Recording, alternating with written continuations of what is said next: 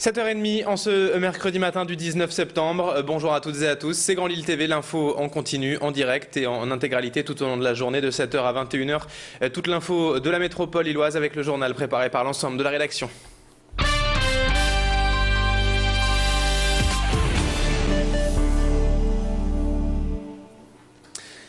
Et à la une de l'actualité, aujourd'hui le football, tout d'abord avec le LOSC qui a rendez-vous dans son grand stade avec la Ligue des Champions ce soir à 20h45. Les Dogs affrontent les Biélorusses du Baté Borisov pour leur premier match de la phase de poule et certainement l'adversaire le moins connu de ce groupe F.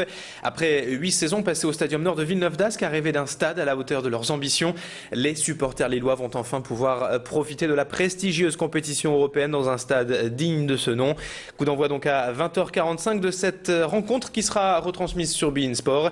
Hier, lors de l'entraînement et de la conférence de presse de veille de match au Grand Stade, Rudy Garcia et Salomon Kalous sont apparus plutôt confiants pour la victoire, même s'il reste à le démontrer sur le terrain ce soir. On écoute l'entraîneur lillois Rudy Garcia qui se satisfait de sa position d'outsider dans ce groupe. L'entraîneur lillois au micro de Tanguy Lécluse. Vous nous aviez placé parmi les, on va dire, favoris, entre guillemets, la saison dernière pour sortir de la poule derrière l'Inter de Milan. Et on n'a pas su sortir de cette poule. Donc est-ce que vous aviez raison? Est-ce que la poule était plus relevée que vous ne le pensiez? C'est peut-être un peu des deux. En tous les cas, cette année, vous nous mettez outsider et ça nous va peut-être mieux. On verra si, comme on est voué à finir 3e ou 4e, on verra si on est capable de finir dans les 2 premiers. À la une également ce matin et en plein cœur de la semaine de la mobilité. Aujourd'hui, c'est la journée du transport public et à cette occasion, le pass Grand TER est en vente ce mercredi pour seulement 1 € contre 7 d'ordinaire. Ce pass est valable 1 an et vous offre quelques belles réductions. Les week-ends, jours fériés et vacances scolaires, votre billet aller-retour dans toute la région Nord-Pas-de-Calais et celui de la personne qui vous accompagne sont vendus à 50%. Aujourd'hui, les billets de bus du réseau Arc-en-Ciel sont également vendus 1 € avec des allers-retours illimités. Et enfin, la plupart des réseaux urbains de transport en commun sont partenaires de cette journée, comme Transpol dans l'agglomération lilloise qui propose donc le ticket unitaire toute la journée en ce mercredi et sur tout le réseau à seulement 1,40 €. Et toujours à propos de cette semaine de la mobilité, donc on s'intéresse maintenant à cette nouvelle action de la CCI et du Grand Lille en faveur des déplacements urbains, baptisée MobiPark. Cette démarche s'adresse avant tout aux travailleurs du parc de la Haute-Borne, de la zone du CRT à l'Équin et du parc du Mélantois. Sur ces 3 zones, plus de 17 000 personnes travaillent tous les jours et 97% d'entre eux utilisent au quotidien leur voiture individuelle. L'ambition de MobiPark est donc d'inciter au covoiturage, au transport en commun et aux modes de déplacement doux comme le vélo par exemple. Pour cela, plusieurs actions ont été menées dernièrement comme l'amélioration de la desserte des transports en commun ou encore la sécurisation des accès routiers et cyclistes. Explication de Gilles Mallet, le vice-président du Centre régional des transports de l'Équin, au micro de Mathilde Espinas. Que peut apporter vis-à-vis des entreprises, c'est surtout désengorger les sites industriels que sont par exemple les CRT et donc si vous voulez d'apporter aussi un confort au niveau surtout économique vis-à-vis des salariés, au lieu de chacun prendre sa voiture, de prendre une voiture pour plusieurs personnes, venir d'un lieu presque identique et d'aller vers l'entreprise où on travaille.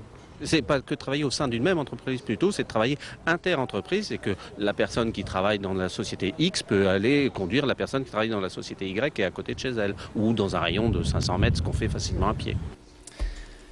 Dans l'actualité également de ce mercredi, l'Agence régionale de santé, l'ARS, tenait hier sa conférence de presse mensuelle à Lille avec une information bien peu reluisante présentée hier par les médecins régionaux.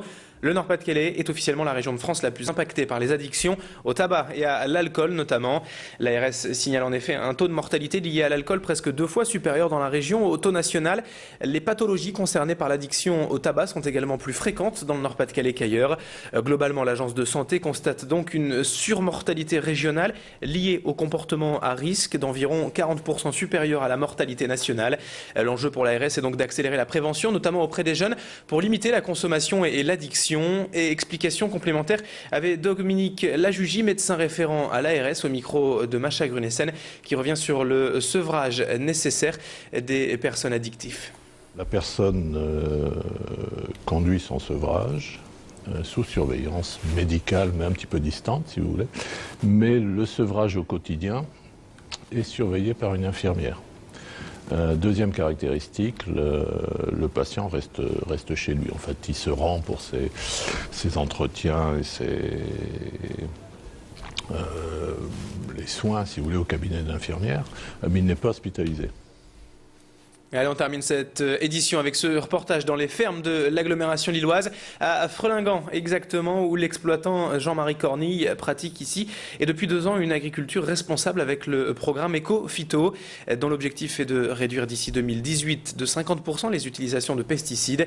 Les agriculteurs doivent donc pour cela mettre en place des alternatives pour leur culture et ce n'est pas toujours simple. Il n'existe en effet aucun produit, aujourd'hui aucune solution pour certains légumes comme les haricots et les navets. Les habitudes des consommateurs et les pressions de la grande distribution sont également difficiles à gérer car les clients ne sont en effet que rarement attirés par des légumes à l'aspect disgracieux mais pourtant plus sains. Toutes ces questions ont donc été soulevées hier lors de la visite du préfet de la région et ont ouvert le débat. Explication du président de la Chambre d'agriculture régionale au micro de Mathilde Lacroix. Lorsqu'on présente aux consommateurs des produits qui ont subi des interventions qui sont interdites, par exemple chez nous, je pense qu'il y a une responsabilité au niveau sanitaire de la part de l'État qui laisse faire ça. Alors ça veut dire que derrière ça, on interdirait l'importation de certains produits de Belgique ou de Pays-Bas ou ailleurs.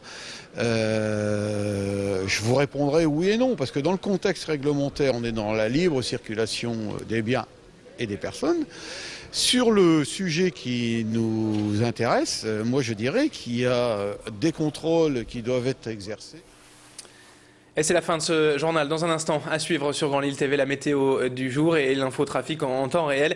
Restez bien avec nous. Excellente matinée à toutes et à tous.